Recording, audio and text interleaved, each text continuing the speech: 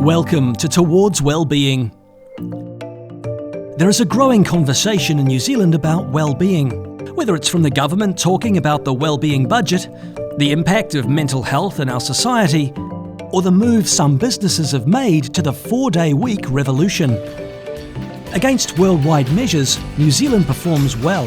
The Organisation of Economic Cooperation and Development's Better Life Index sees New Zealand ranking above average in health, environmental quality and education, with an above average life expectancy.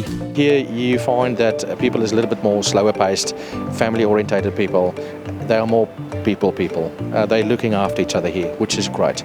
New Zealand is known as being one of the easiest places to do work, with ambitious plans for growing our cities and a healthy tourism industry. New Zealand is recognised across the globe for its openness, its welcome and its beauty. Our passion for living sits in the wellbeing debate. The New Zealand government have provided a focus on wellbeing through the wellbeing budget.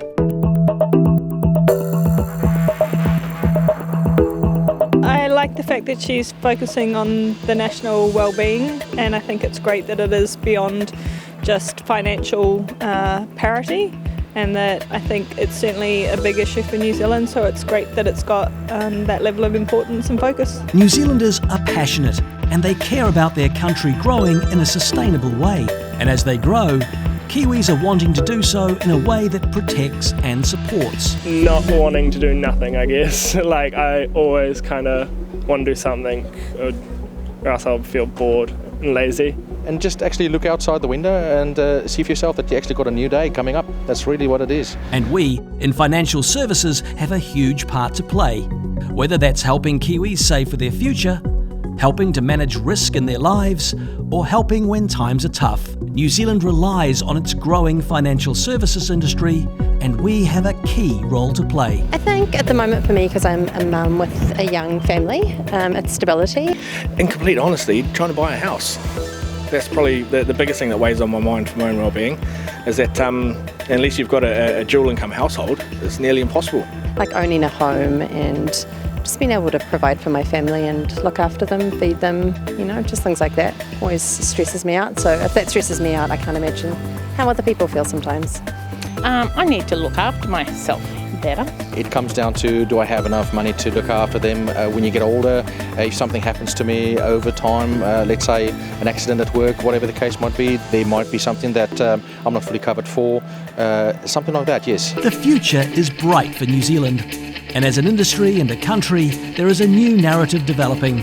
From the fintech revolution to impacts through ageing populations, there are challenges we face. New Zealand is open for business. The global stage provides opportunities for growth, but we need to be aware of global headwinds. We need to be mindful. Our actions towards well-being are key to ensuring everyone's wealth, health and prosperity. Mental health awareness and people who are living essentially in the poverty line, which is, a lot of people struggle to say that in New Zealand, but it's how kids live. They go to school without shoes and lunch and food, and so why not? If we can help people, it benefits everybody. You can see that people in a general sense here have a much better life. They definitely look after each other. People are prepared to die for their kids, but are we prepared to live for our kids? So, what health do we put into that, and what do we do to take care of ourselves to be here for our kids? So that sort of gave me a bit of should think about that.